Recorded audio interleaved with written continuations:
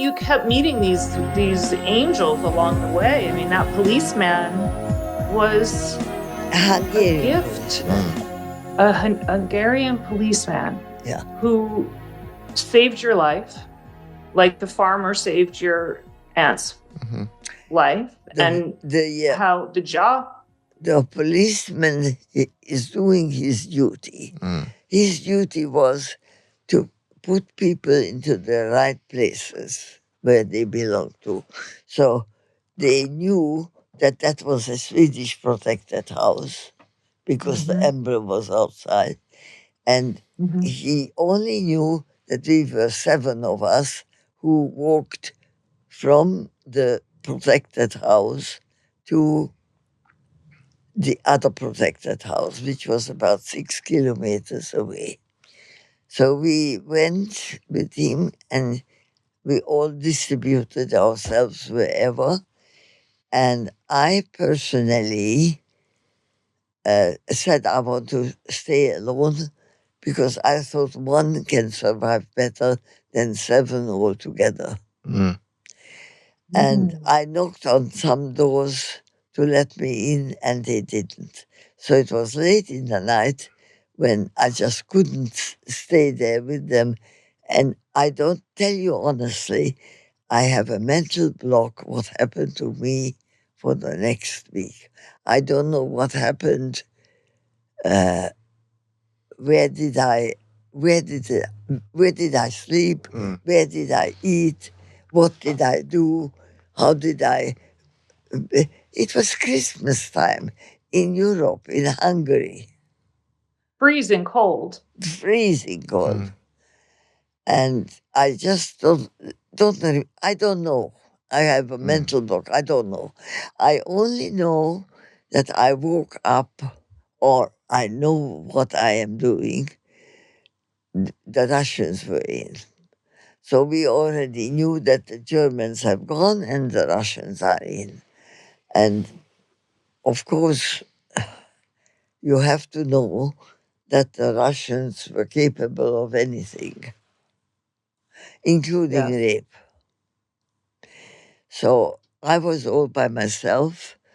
The Russians were in groups of 1 or 3 or 5 and occupying apartments, or houses, or shops, if there was any. So I personally had a coat on and a scarf on my head. I didn't look a 17-year-old girl. But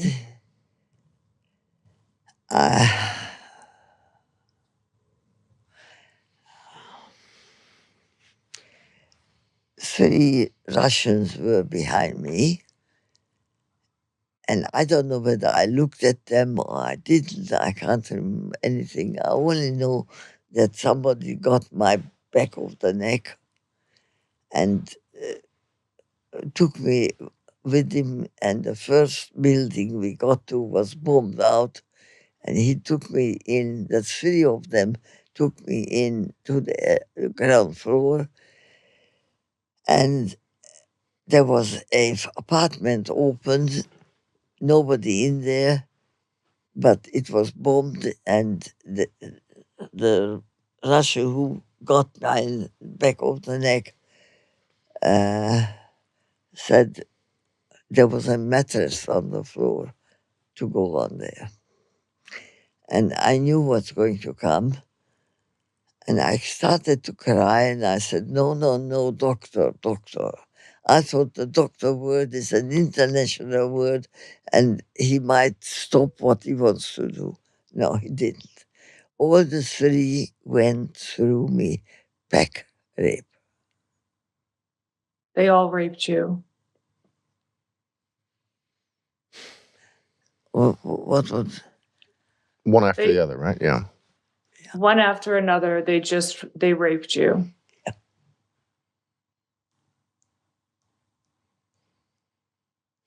Yeah. When I recovered, I knew I caught a bad disease, a gonorrhea. So after they left, and they said to me, take whatever you want. They were very generous. And I picked up. Wait, they were generous after they did that to you? Yeah. They just left you there and said, okay, we had what we need. Now you can have whatever you want. Just take it. That's right. What did you take? And that I took some shoes, I took some trousers, some jacket, and put it in a little suitcase, and I just took it.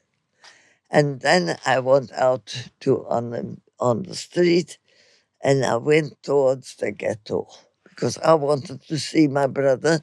All this what I have here, trousers and jacket and the shoes, is a man's outfit. And I took it for the purpose of giving it to my brother. Yes. So you made it to the ghetto? I made it. I walked to the ghetto, which was about an hour walk. And once I got there, not even to the ghetto, before the ghetto was a park. And in the park opposite me comes my grandmother, my auntie, and the little girl. Wait, you're walking from being raped? And they were walking towards me. Mm-hmm. So we met with one. That sounds like one of the most beautiful moments of your entire life. We jumped. After you were, in each other's arm and we kissed each other. We are alive. We are alive. There's all that hope. Finally, everything that you're hoping for and keeping you going.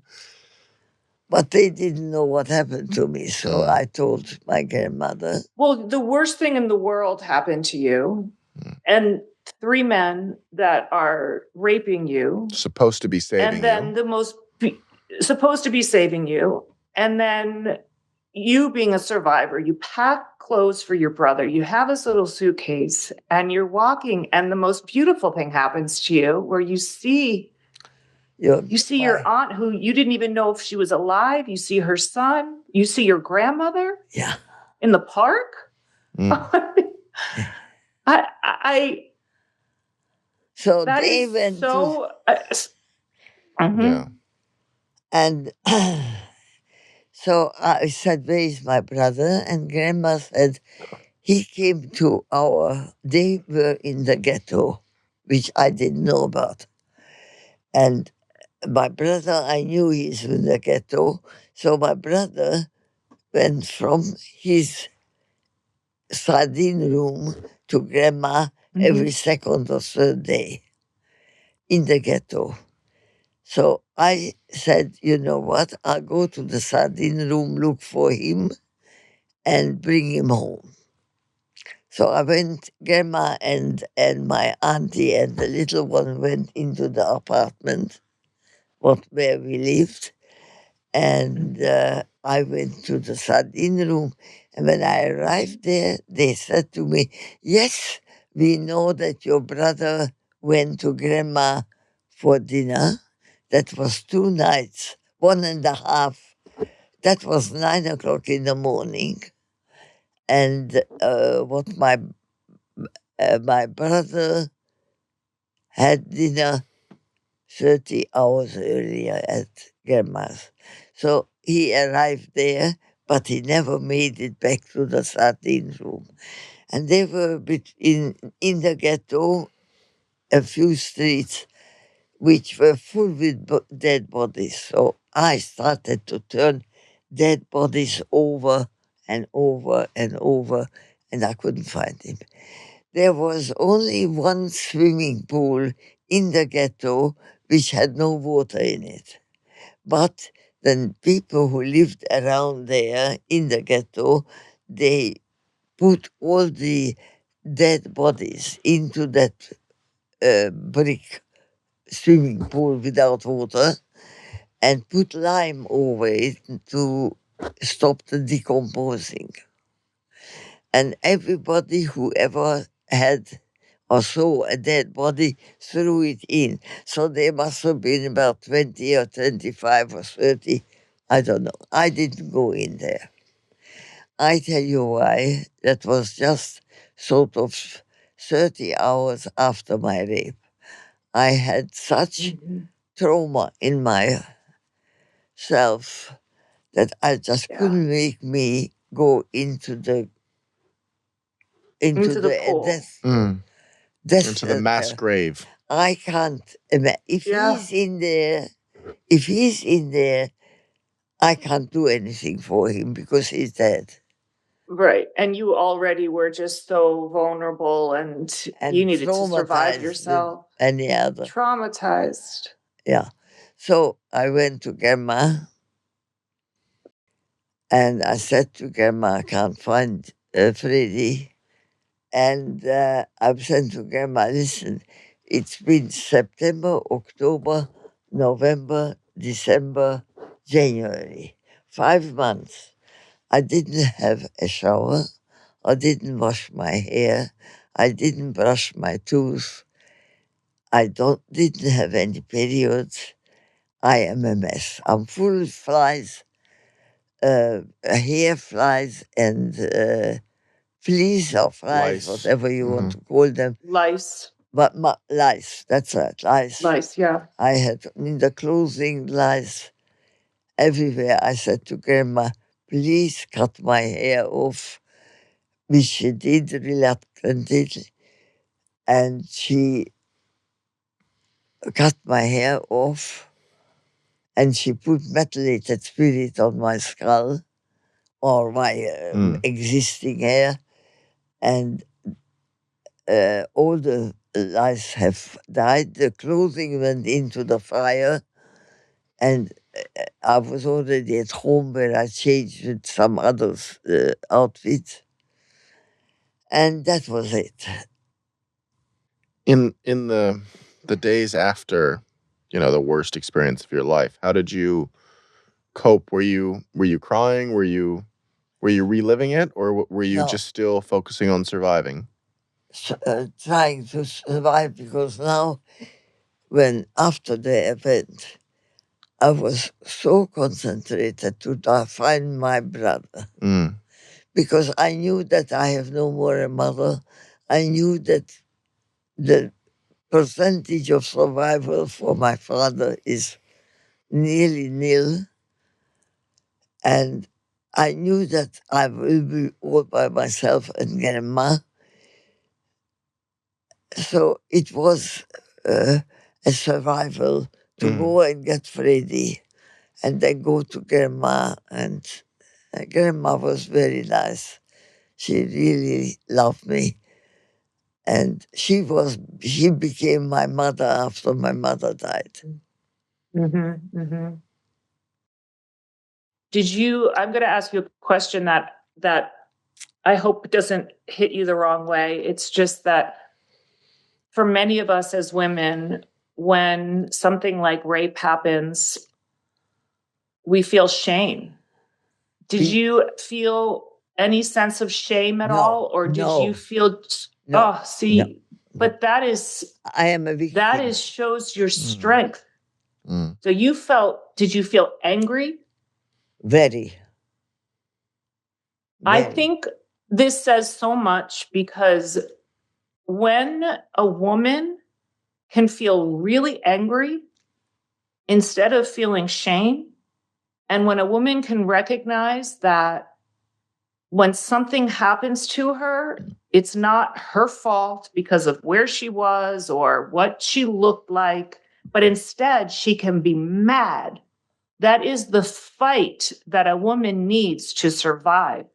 And I think you're an inspiration in so many ways, but to share with the world that you were angry. Yeah. And in this generation now, we still have so many people who've been raped, sexually assaulted, who've been just abused, who internalize it. And I think what we need as powerful women at this time in the world where we can support each other is we need to teach women to be angry, not at ourselves, but at the person or the people who do these horrible things. Because I think anger is a way of releasing it out of our own body and surviving. Yeah. And you had that way before your time. Yeah. Way before your time. So would you consider yourself a feminist? Yeah. I'm not over doing these feminist things. I don't think that I would go to the marching on the street as a feminist. But I think that a woman has as much right as far as a woman's wages or the workability, that I think women's brains are the same in quality as a man's brain, and she can offer service, whether she's a doctor or an engineer or a pilot or whatever. So a woman is mentally the same person or has the same ability to do the same things as a man. But I wouldn't go out with the flag on the street too. Maybe that time I would have, not now. I think maybe you were a feminist for that time. Just to even be a fighter the way that you were, instead of just imploding, suffering and imploding and feeling sorry for yourself. Yeah. And how do you see women today, and what is something that you would want to say to young women, teenagers, to a message. Mothers? Any advice? Yes, you would a have message that you want to give to all women today. I would suggest everybody on this earth, and mostly young people who are standing in a beginning of a life decision. What should they become? Should they become a teacher? Should they become a doctor, a lawyer, or whatever? I only suggest to do whatever you are talented or you like to do it. Because when you get up in the morning, on Monday morning, to go to work, to a job which you don't like, it's a big difference whether you say in the Monday morning, I have to go to work. Or is it different when you say, Weko, I'm going to work and I'm happy about it. So your life, whether you want to sweep the floor in a park or you want to do something which is more manual to other friends of yours, don't worry what they think.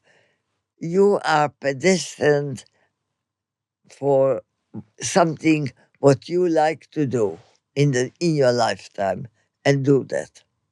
Don't let yourself be talked into something else.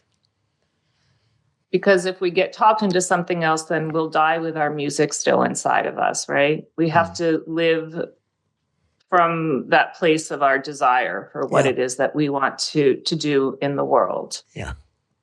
I think you should do what you like to do. And another question I have for you is, do you have faith? Do you believe in God? Do you... Don't ask that. No? No. Don't ask me.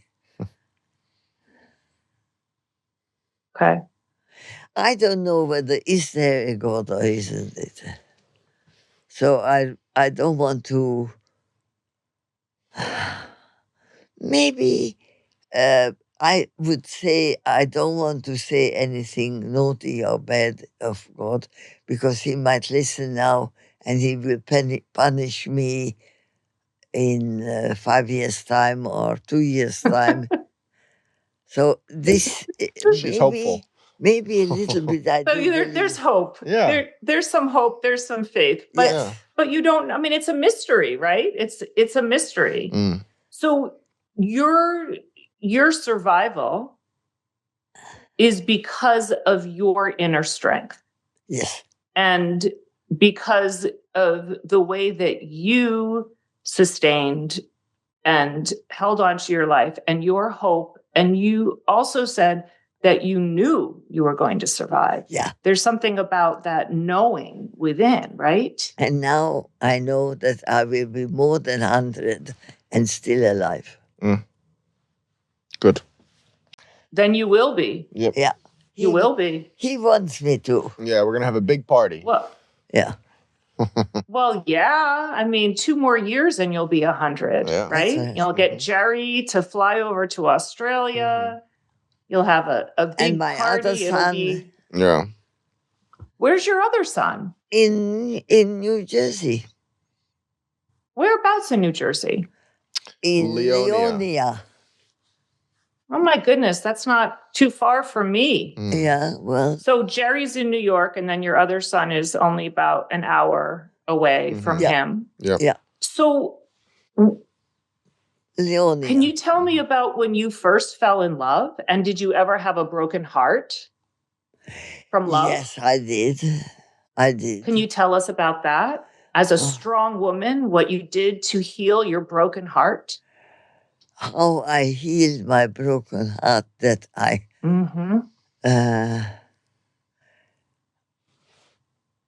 my first love and the love of my life was a Hungarian guy who met me under circumstances. He was married, but in a bad marriage. And he realized it was a bad marriage and he wanted out of it. But he didn't have the guts to separate because she would be all by herself as an immigrant in Australia, in Sydney. And that was taboo for him, that somebody should be lonely because she came out with him and had nobody here, etc. Anyway, that guy was the love of my life, and I saw him the last day before he died. 99. Wow. So how old were you when you met him? 21. No. And Yeah. 21. and how many years did you love him? For 7. And how many years were you with him in those 7 years? Or was he never really with you because he was married? Yeah. It wasn't really, it was a stolen moment here or a week here, so on. And Yeah. That must have been so hard. I never even thought of that of my life, as a loving person. I never thought of that. You know, with heartbreak, I think it's often downplayed that for men too, that it's just we're supposed to just move on. But with all the trauma you experienced in your life, you would think that you would be able to get over heartbreak. And I did. But it sounds like, And I did get over it. You did, but it took you some time. Yeah. I had many crying nights over it. But I did, because I know I am a survivor. You are a survivor. Yeah. You are a survivor. And I think also those many crying nights gave you the opportunity to feel, because I think we do need to feel to heal, and that to cry is to feel. And then when we're feeling, we, instead of repressing it, then we have the opportunity to transform it. But a broken heart is, I've talked to quite a few wise older women who have shared their broken heart stories. And I think that it's something that women have in common.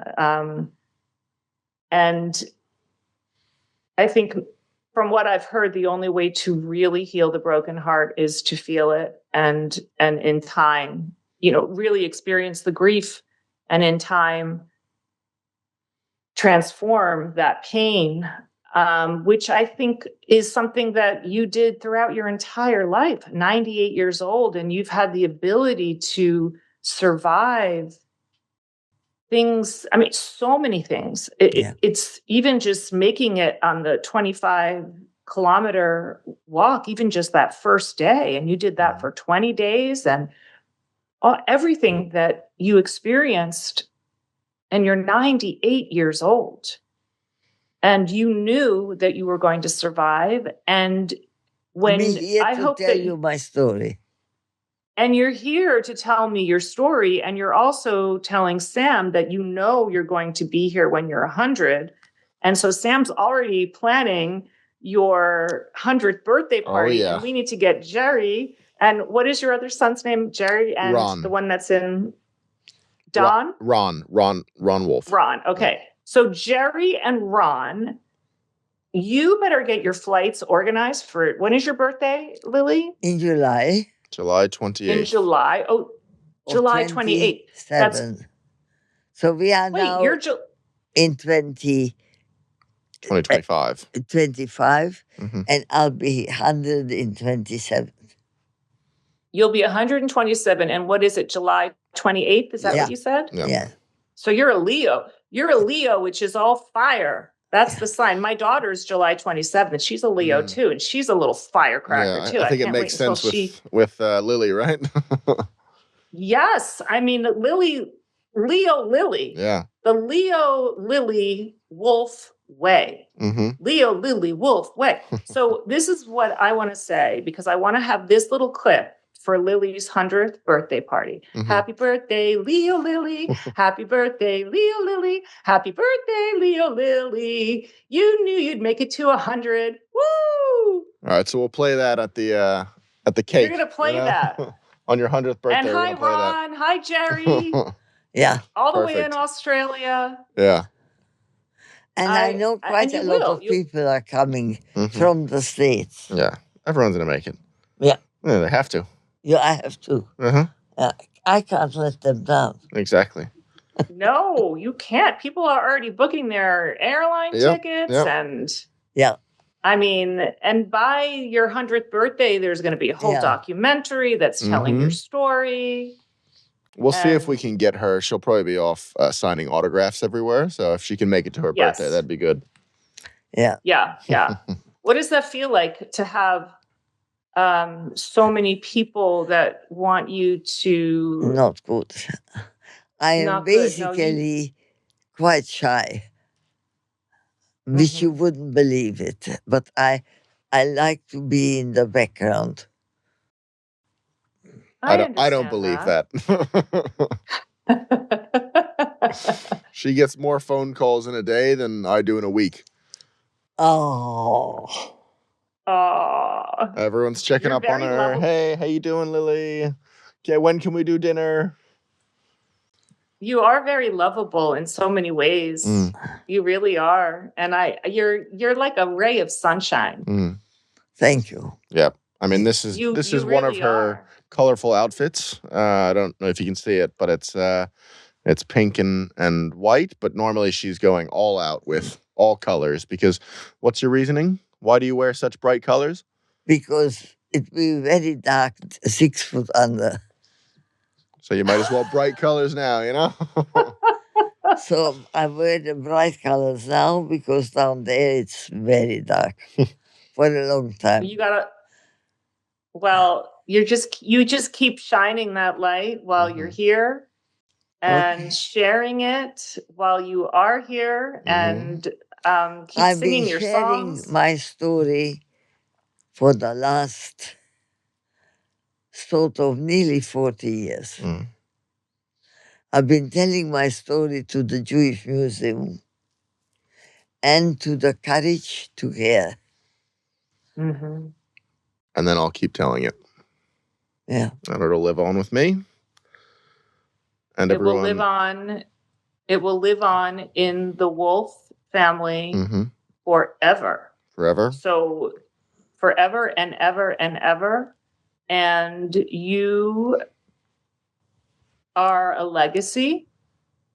And you're continuing to be this legacy. And you are bringing light to darkness. You're bringing hope to people who are so scared. You're bringing life to people who feel like they're dying. And I don't say that lightly because you have endured trauma with a huge capital T. And you are a fighter. You are a survivor. You are a life-living goddess.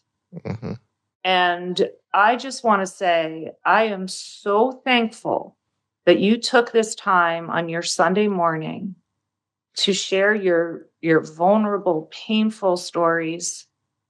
And I am so thankful that you are keeping up the fight and that you are just love. You are love. Okay, if you don't mind, is there any more questions? Because I have a luncheon appointment. You wouldn't believe it. What did I tell you? Can I come? What are we going to have for lunch? I didn't know that it takes us an hour to come here. Yeah. I know. Well, that's because you have a lot of traffic in Australia right now. Sydney Marathon Sunday. In Sydney. I don't have any more questions for you, but do you have any questions for me? Do you want to ask me anything? I asked you the questions I wanted to know up front. So good. I'm satisfied. I would like to thank you for taking the time out of your schedule to chat with us and hear about Lilly's story, which I think we can all agree has to be heard by future generations so that it can live on with us. And that's kind of why we're working on this documentary and trying to get support through GoFundMe and really get this this Leo Lilly Wolf story told so that everyone can hear. So thank you very much. And I will share the GoFundMe with this video. And I am sure that there are going to be many people who are touched by this, as I am and have been throughout this bit of time with you. How long has it been? I don't even know. I wasn't even paying attention. Sam, thank you so much also. I just have to say that the two of you together are so beautiful. Oh, thank you. The love that is between you is so beautiful. Thank you. And it's family, right? Yeah. It's a beautiful bond. And I do know that Jerry, your dad, told me that you decided to go to Australia during COVID and how this whole thing happened. I want to ask you this question, Sam. Yep. Do you believe in destiny, and do you believe in the divine? Yes, I think there must be some sort of plan out there. I don't know what it is. Like you said, it's a mystery, but I do think there is some structure. Yeah. And do you feel like you carry Grandma loving Leo Lilly's hope as well? Do you have that in you? Yeah, I would say so. I'll tell a quick story because I know we're late for Lily's luncheon. Oh yes, sorry. Okay, quick story from Sam, please, Lilly. Is that okay with you? One quick story, and then we'll get you your lunch. Okay. Okay. Now it's my time to shine. Okay. Yes. So I I broke my neck 7 years ago, diving in the ocean. I had a 5% chance to walk again, but luckily through a miracle, Wait. I'm You still broke here. your neck. Yeah, You broke your neck and you had a 5% chance to walk. to Yep. walk again. But here I am still kicking, literally. And I think what really kept me going is something that I was very surprised to hear Lilly just say in our chat today, when talking about the hope that, to keep going on. I had never heard her say that in a way, the way you asked the question. Do I believe in God? No, about keeping going and just knowing that you were going to survive. That was kind of a similar thing that I had when I knew I was going to get better, and that was the only mindset that I had, was just keep getting better until you're better. So I think I think I've inherited that from Lilly, of that You mindset must have. of it's survive or sink or swim, basically. And I think we both just forced ourselves to swim. This is so incredible, because Lilly is a small percentage of people all around Lilly throughout your life. You survived. And Sam, you were told by doctors that you had a 5% chance of walking again.